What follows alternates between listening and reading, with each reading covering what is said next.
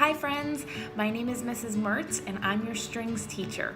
I wanted to take a couple minutes before we started our official lesson, and I wanted to talk to you about how to take care of your instrument, and I also wanted to talk to you about how to get your instrument out of the case. If you can practice these things this week, that will be really helpful for our next lesson so that we'll be able to get our instruments out of the case quickly and we can start playing right away.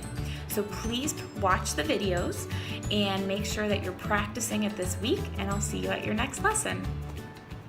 First, I want to talk about how to take care of your instrument.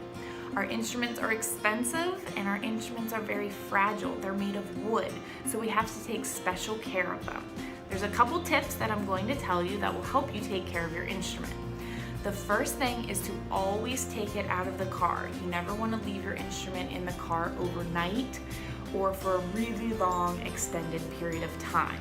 It's okay to leave your instrument if you're running into the mall really fast or maybe to go to the grocery store or something like that.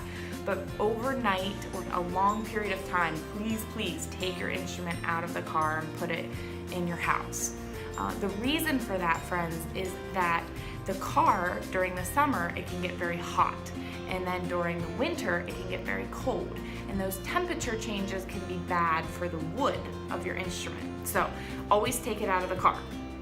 The next thing I want to remind you of is when you're at home, with your instrument, find a home for your instrument. And what I mean by that is every time you come home from school, put your instrument in the same place. Maybe that's under your bed, maybe that's by your door, or find a home for your instrument so that when you need it, you always know where it is.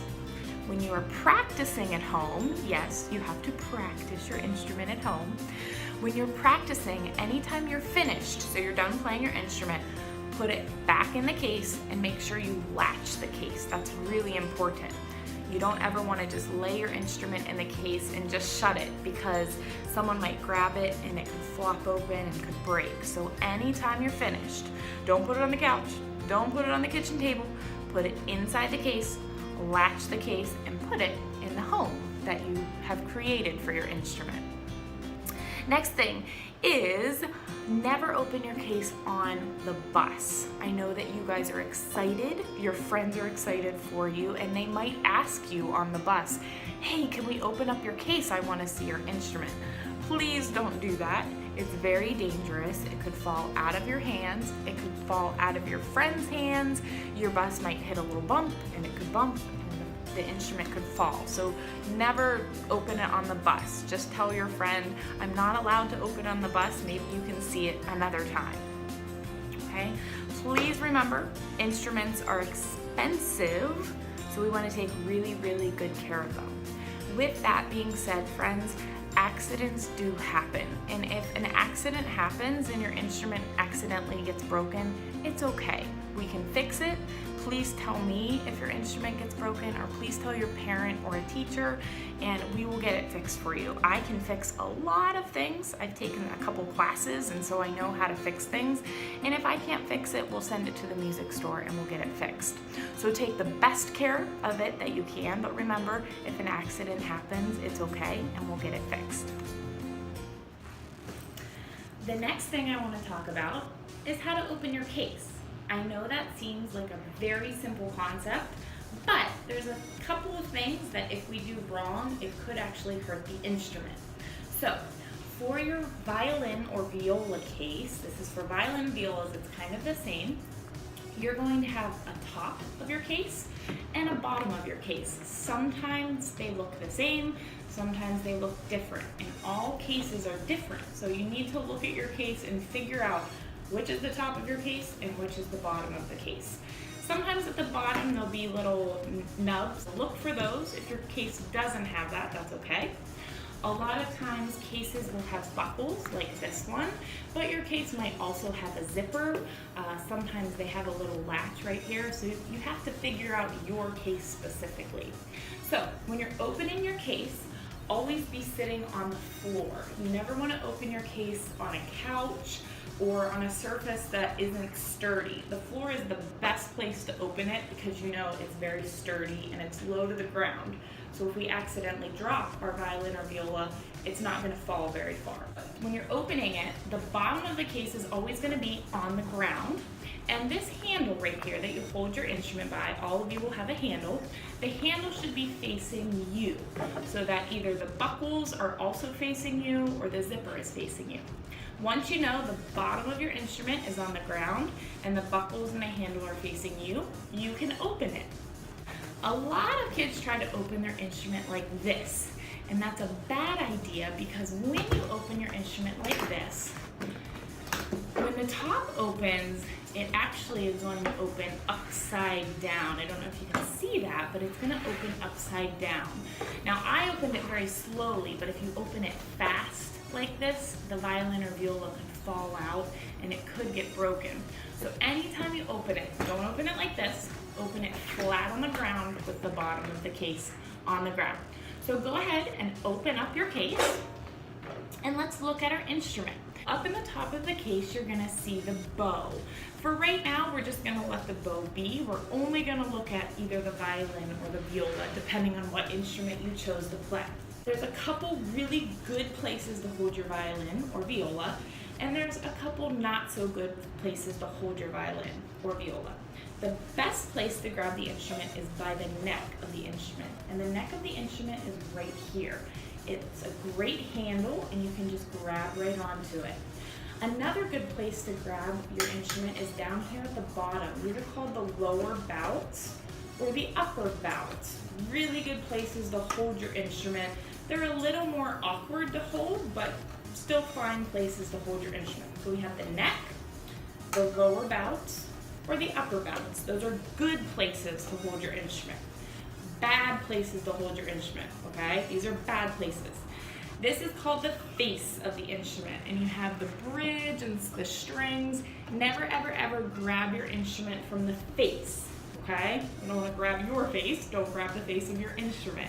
So I see some kids sometimes when their instrument's in the case, they'll grab it and lift it out like that. Please do not do that. It's not good for the instrument. Another thing I see kids doing is, this is called the scroll. I'll see a lot of kids hold it from the scroll and they sometimes do this. And I think you can already tell why this is a bad idea. It's very dangerous. You could hit someone else and it's just not safe for the instrument. It's not going to hurt the instrument to hold it from up here, but it's not safe because it could slip out of your hands and fall. Remember, we always want to be safe. So grab it by the neck or one of the upper bouts. So that's some good places to hold your instrument and how you want to open the case. The last thing that I want to talk about is orchestra. During school, while you are in school, you will be taking lessons. What that means is that you're learning how to play your instrument. You're learning where to put your fingers, you're learning where to put the bow, you're learning how to play your instrument. In lessons, you will be with other instruments that are like yours. So violins, you will be with other violins or maybe violas, and violas, you'll be with other violas or violins. Cellos, you will most likely be in a group by yourself with other cellos. So you'll be with instruments that are like your instrument in lessons. Lessons are during the school day, and every week your lesson time will change. So it's really important that in the morning, when you drop off your instrument, you check your lesson time because it won't be the same as last week's lesson time. So in the morning, you drop off your instrument and then you'll check the music calendar to see what time your lesson is for that day. Lessons will occur every cycle day. So if your lesson is on day 2, you'll have a lesson every day 2. In January, we will also start orchestra. Orchestra is to prepare for the concert. So in orchestra, we meet as one big group. So all the violins, all the violas, all the cellos will meet at the same time. We'll meet together and we'll practice our orchestra music. We've already learned in the lessons how to play our instrument. So in orchestra, we're practicing for our concert. So in January, we'll start orchestra rehearsals. They meet before school at 7:55, and they meet on the same day that you have lessons. So you will have orchestra rehearsal before school in addition to your lessons during school. So on those days, you'll actually have 2 chances to play your instrument. You'll play it in the morning as a big group, and then we'll play it in lessons as well. So we have lessons, which meets during school, and orchestra, which for you guys will start in January, and that will meet before school. The last thing is our special name that we have for orchestra. It's called Prelude Orchestra. And if you can, jot that name down somewhere. Prelude means at the beginning.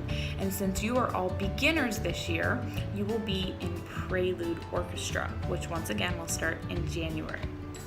You'll be receiving a music calendar if you haven't already, and on the music calendar you might see something called Encore Orchestra.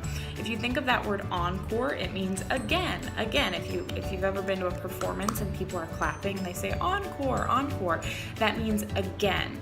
And members of Encore Orchestra are usually 4th graders that played in 3rd grade, so they're playing again. They're playing for a 2nd year.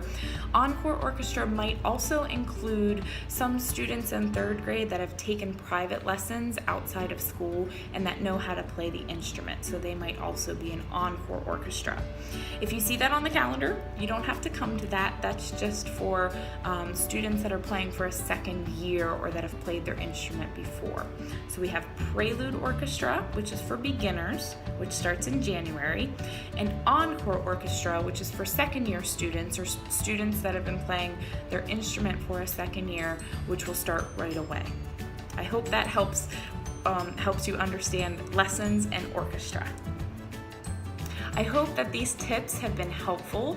Please practice getting your instrument out of the case and putting it back in so that our next lesson, we can get them out quickly and efficiently, and we can start plucking and playing our instruments. I'm so excited for you guys to get started, and I'll see you at your next lesson.